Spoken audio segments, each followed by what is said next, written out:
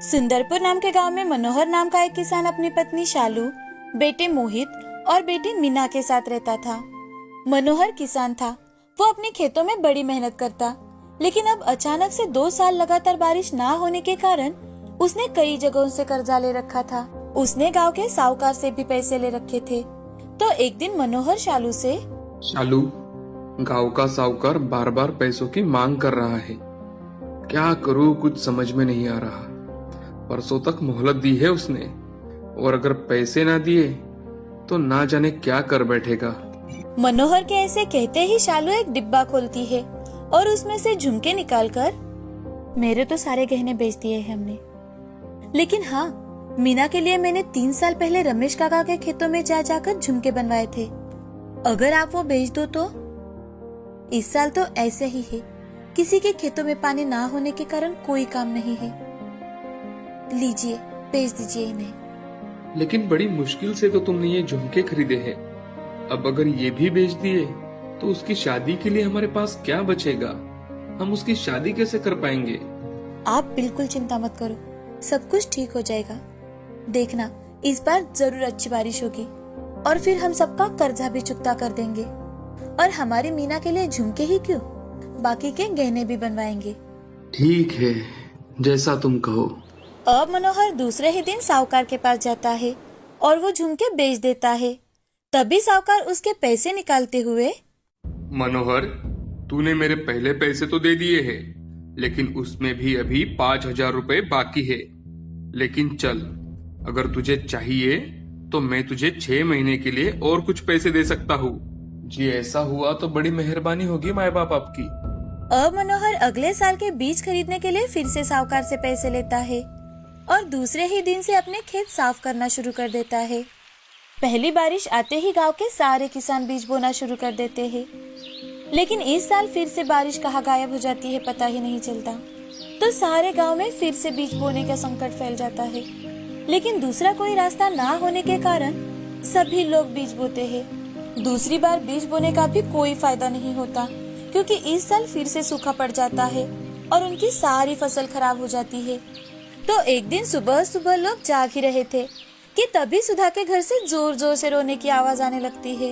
हे भगवान, ये सब क्या हो गया हमारी जिंदगी में? आप हमें छोड़कर क्यों चले गए?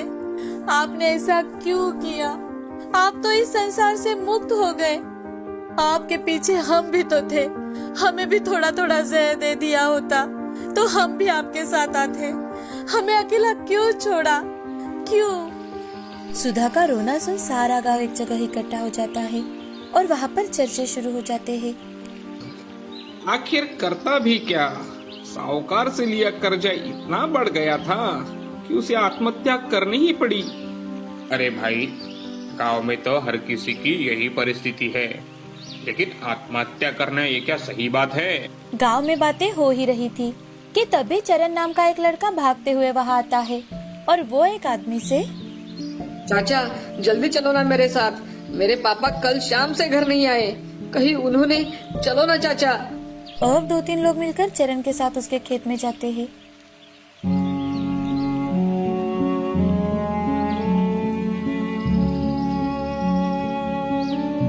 आज पूरे गांव में मायूसी फैली हुई थी। सारे लोग उन दोनों का अंतिम संस्कार कर घर लौट आते हैं। घर आकर मनोहर, शालू, अब ये आत्महत्या का सत्र शुरू हो चुका है। अब भगवान जाने ये सब कब खत्म होगा। हाँ जी, लेकिन आत्महत्या तो इसका कोई उपाय नहीं होता। शालू, आज वो लोग गए हैं। भगवान ना करे अगर अगले साल भी ऐसा ही सूखा पड़ा तो न जाने हम पर भी। मनोहर बोल ही रहा था कि तभी शालू मनोहर के शब्द तोड़ते हुए, बस बस, ये जिंदगी सिर्फ एक बार ही मिलती है, बार बार नहीं। अगर ऐसी नौबत भी आती है तो हम कहीं और जाकर बस जाएंगे और वही कुछ और काम कर लेंगे। अब सभी मन ना होते हुए भी थोड़ा बहुत खाना खाकर सो जाते हैं। मनोहर के बेटे मोहित ने मनोहर और शालू की बातें सुन ली थी। मोहित 11वीं कक्षा में पढ़ता था। उसे साइंस में बड़ी ही रुचि थी। वो नए नए एक्सपेरिमेंट किया करता था। अपनी माँ पिताजी की बातें सुनकर वो बहुत घबराता है और घबराते हुए मन ही मन, हे भगवान, मेरे माँ पिताजी को हमेशा सुखी रखना। उनके मन में कभी भी आत्महत्या जैसे विचार आने मत देना भगवान। प्लीज भगवान, उन्हें हमेशा हिम्मत दिए रखना। अब दूसरे दिन से मनोहर जब भी खेतों में जाने निकलता तो मोहित भी उसी के साथ खेतों में जाता। तो एक दिन मनोहर, मोहित बेटे, तू हर रोज मेरे साथ खेतों में आता है, तो तू पढ़ाई कैसे करेगा बेटा? किसान बनने में कोई फायदा नहीं है बेटा। पढ़ लिख कर बड़ा आदमी बन जाएगा तो कम से कम हमें इस दर्द भरी दुनिया से तो बाहर निकल पाएगा। हाँ पिताजी, इसलिए तो मैं आपके साथ हर रोज खेतों में आता हूँ। मोहित कुछ एक्सपेरिमेंट करते करते कहता है। वो एक जगह छोटा गड्ढा कर उसमें प्लास्टिक डालकर पानी डालकर देख रहा था कि वो कितने दिनों तक ये पानी इस्तेमाल कर सकता है। अब वो खेतों में एक बड़ा और चौड़ा गड्ढा बनाना शुरू कर देता है, जिसे देख मनोहर, मोहित बेटा, एक तो हमारा खेत इतना छोटा है, ऊपर से तुम ये सब क्या कर रहे हो? पिताजी, आप मुझ पर बस एक बार विश्वास रखो। मैं जो ये कर रहा हूँ ना, वो आपको इस बर्बादी से बाहर निकालने के लिए ही कर रहा हूँ। मोहित और मनोहर बोल ही रहे थे कि तभी एक आदमी मनोहर को आवाज लगाकर, अरे मनोहर, ए मनोहर, वो रामलाला ने आज खेतों में इस्तेमाल होने वाली दवा खाकर अपने साथ पूरे परिवार को भी खत्म कर दिया है। अरे ये क्या कह रहे हो भाई? अरे हाँ, अभी तो वहीं से आ रहा हूँ। पता नहीं ये नसीब कहाँ लेकर जाएगा हमें भाई। ये बात सुन अब मोहित का इरादा और भी ज्यादा पक्का हो जाता है। अब वो उस गड्ढे के आसपास का पानी भी उसमें कैसे आएगा, इसका आयोजन करता है। अपना दिमाग दौड़ाकर बारिश के पानी को गड्ढे में इकट्ठा करने का प्लान बनाता है। कुछ ही दिनों में बारिश शुरू हो जाती है। इस साल सबने थोड़ा लेट ही बीज बोने का निर्णय लिया था। नसीब से इस साल बारिश भी ठीक ठाक हुई थी, तो सभी के धान अच्छे थे। यहाँ मोहित ने अपना दिमाग लगाकर जो पानी इकट्ठा किया था, इस साल उसी कारण मनोहर साल में 2 बार उत्पादन निकाल पाता है। अब ये बात गांव के साथ साथ गांव के आसपास के गांव में भी फैल जाती है। अब कई सारे लोग मोहित का एक्सपेरिमेंट देखने आने लगे। लोग उसी प्रकार खेतों में पानी इकट्ठा करने लगे। साथ ही साथ मोहित ने अपने गांव वालों की सहायता से अपने गांव के पास वाली पहाड़ों पर जगह जगह पानी का बहाव रोकने के लिए गड्ढे बनाए, और इसी कारण पहाड़ों से आने वाला पानी बहकर ना जाकर उन्हीं गड्ढों में भरने लगा। और इसी कारण धीरे धीरे उनके गांव के कुएं भी भरने लगे, उसमें भी पानी आने लगा। धीरे धीरे कर जमीन में पानी की मात्रा बढ़ने लगी, और कभी सूखा पड़ने वाला गांव, आत्महत्या करने वाले लोग, इस नाम से जिनकी पहचान थी, अब वो बदलकर खेतों की सोने की चिड़िया बन चुकी है। अब सभी और खुशियाँ ही खुशियाँ फैली हुई है। अब चाहे एक साल बारिश ना भी हो, तो भी सुंदरखेड़ गांव या फिर आसपास के गांव को कोई फर्क नहीं पड़ता था। मोहित की हिम्मत, मेहनत और दिमाग के कारण गांव वालों को कभी सूखे का सामना नहीं करना पड़ा। बहुत समय पहले राकेश और मीना एक छोटे से शहर में रहते थे। उनको एक रमन नाम का बेटा और रीना नाम की बेटी थी। राकेश और मीना दोनों जॉब करते थे, और उसी कारण वो दोनों अपने बच्चों को कभी भी वक्त नहीं दे पाते थे।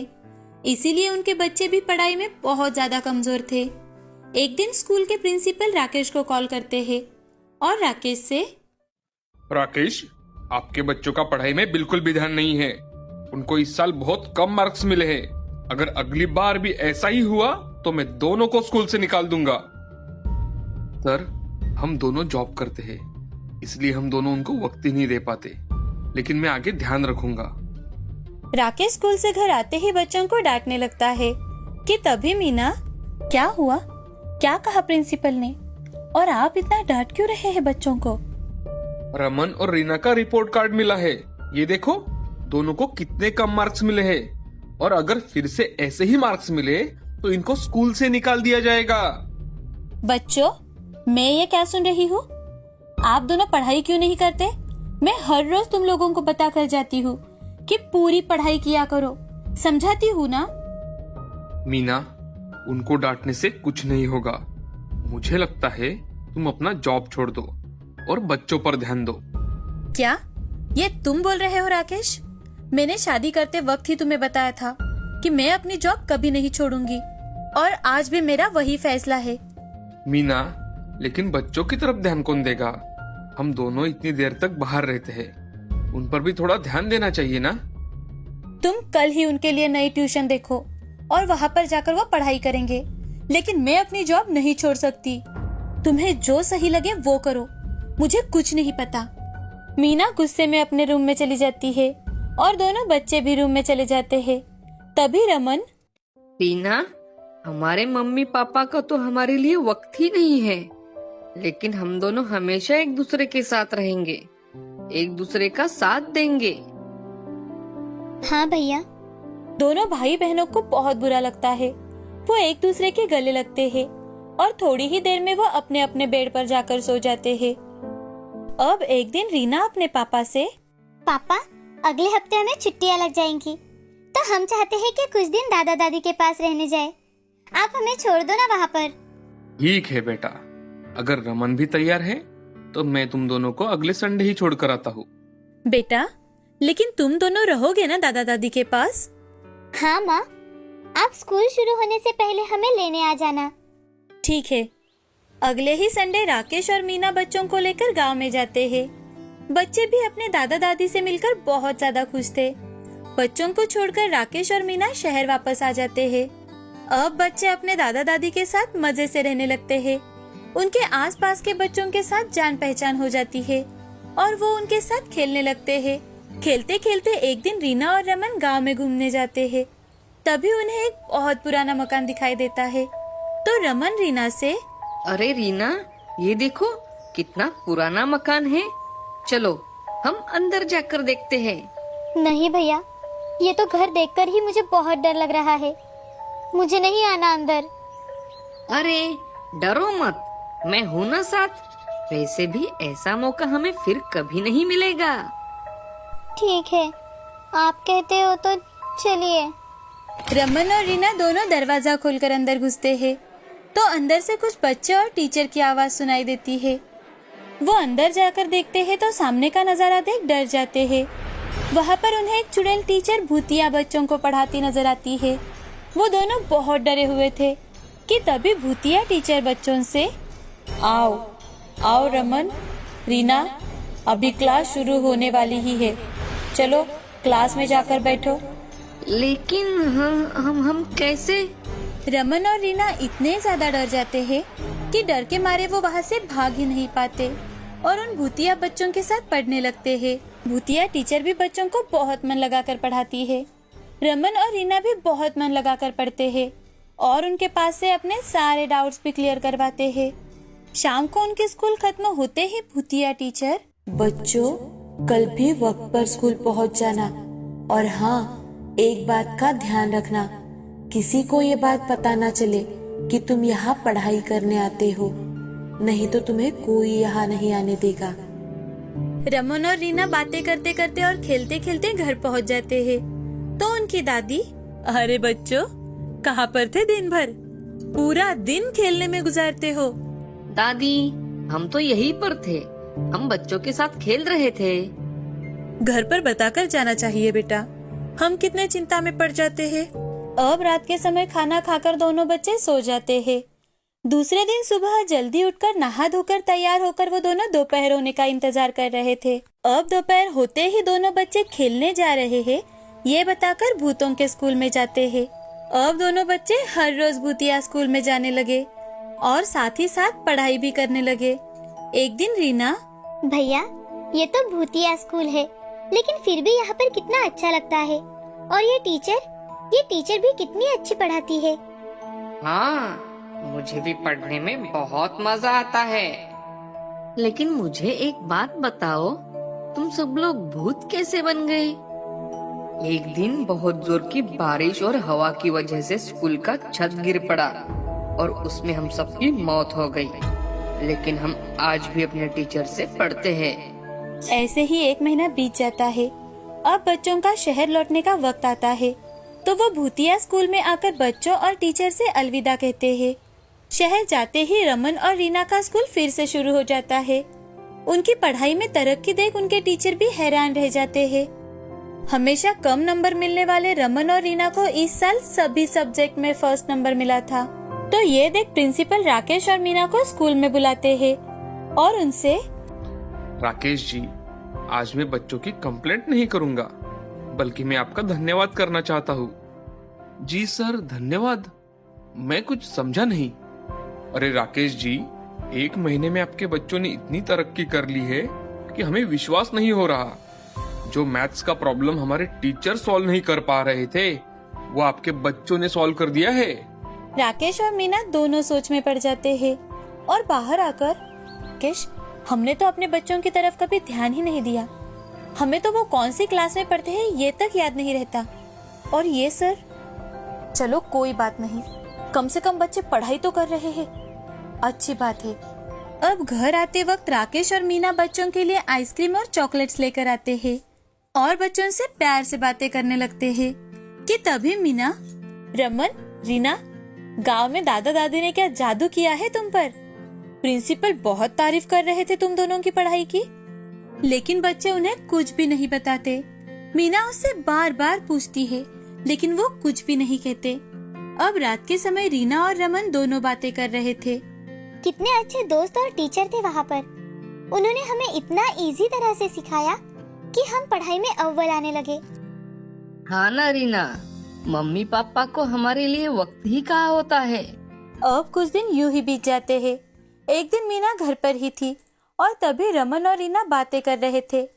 वो बातें ऐसी वैसी नहीं कर रहे थे, तो वो अपने भूतिया स्कूल की यादें याद कर रहे थे। तो वो सारी बातें मीना सुन लेती है। भूतिया स्कूल का नाम सुनते ही वो बहुत ज्यादा डर जाती है। उसके तो हाथ पांव कांपने लगते हैं। अब वो बड़ी हिम्मत के साथ राकेश और रीना के सामने जाकर उनसे, क्या तुम लोग कौन से भूतिया स्कूल के बारे में बात कर रहे हो? रीना, रमन, बताओ मुझे। अब रीना और रमन मीना को सारी बात बताते हैं। बच्चों, हमें माफ कर दो बेटा, हमने पूरी जिंदगी सिर्फ पैसा और पैसे के लिए नौकरी की, लेकिन तुम दोनों को जो प्यार चाहिए था वो कभी नहीं दिया, और वो भूतिया स्कूल से तुम लोगों को मिला। ये जानकर हमें बहुत बुरा लग रहा है। आज के बाद ऐसा कभी नहीं होगा। मैं हर रोज ऑफिस से जल्दी आया करूंगी, और इतना ही नहीं, तुम लोगों को पढ़ाऊंगी भी। अब फिर से छुट्टी आती है और राकेश अपने पूरे परिवार को लेकर गांव चला जाता है। जैसे ही दोपहर का समय होता है, बच्चे उस मकान की ओर जाकर देखते हैं तो वो मकान वहाँ से पूरी तरह से गायब हो जाता है। बच्चे यहाँ वहाँ गांव वालों से पूछताछ करने लगते हैं, तो वहाँ पर कोई ऐसा मकान था ही नहीं। ये बात उन्हें पता चलती है। ये बात सुन दोनों बच्चे उस भूतिया टीचर और अपने भूतिया दोस्तों को धन्यवाद देते हैं। अब राकेश अपने माँ पिताजी को भी अपने साथ शहर लेकर जाता है और सभी हंसी खुशी रहने लगते हैं।